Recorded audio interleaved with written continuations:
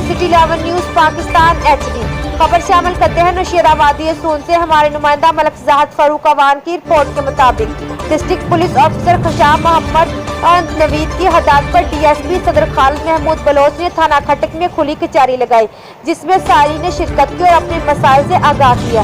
DSP ने मौका पर SHO मलिक आमिर शहजाद अवान को अवामी मसाइल हल करने के अहकाम जारी किए।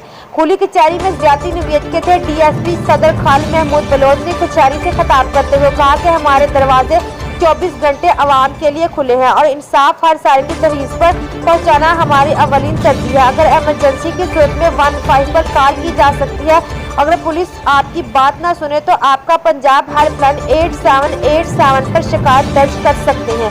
मकामी लोगों ने SHO मलिक आमिर शहजाद की कारकर्दगी को सराहा और कहा कि जब से उनकी तैनाती हुई है जराइम में काफी कमी हुई है और खास तौर पर हर मंशियात फरोश के खिलाफ घेरा तंग किया गया, भारी मकदार में मंशियात पकड़ी गई।